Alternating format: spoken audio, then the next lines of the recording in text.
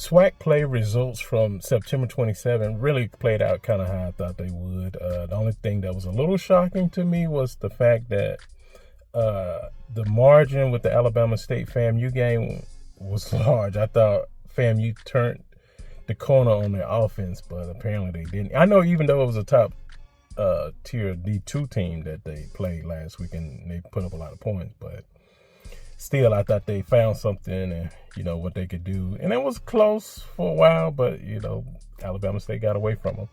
And so they are who they are. So Alabama take that one. I just thought usually Alabama State find a way to stump their toe and lose that game to FAMU. But they didn't. They got it done.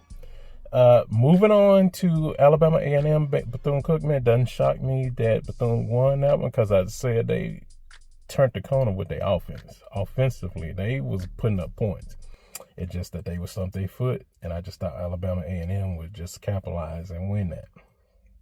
And shouts out to Bethune. They got it done. Moving on to Valley and Texas Southern. Same thing with Valley. They had that game. They should have won that game. But that's why I gave the edge to Texas Southern, because Valley, they finds a way to lose a game. So they did exactly that. Moving on to UAPB, and Alcorn. I thought Alcorn would probably pull it out.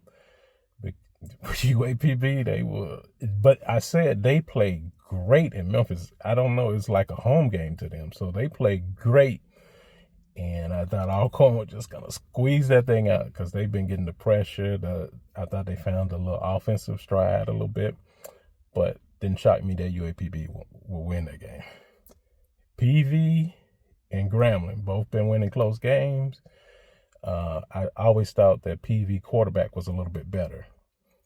Or he'll make the right read better. So he did, and they did exactly what they needed to do to win that game, and he probably on track to win the SWAC West, but we only 2 games in, so he could stumble the rest of the way, but we don't know. We'll see. Jackson State Southern.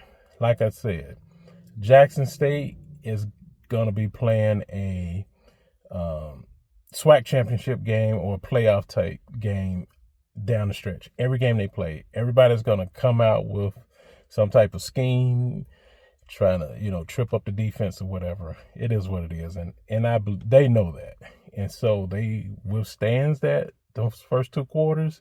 If Jackson State is still in the game those first 2 quarters, second half, Jackson State is a true second half team. They will make the adjustments. They have the coaching staff that will make the adjustments and see what you're doing. They'll shut it down, and they know you're going to revert back to who you are and what you do comfortably. And I was shocked that Southern didn't run on those 2 4th and 1s to keep Jackson State off the field. But, Jackson, when you got a great defense, which is impressive, and an offense of line that you got a host of great backs, shouts out to those backs. Miller, man, that can open up the hole and they can just run and gash you and keep gashing. Southern is big on that line, but they get tired that second half, and we saw it.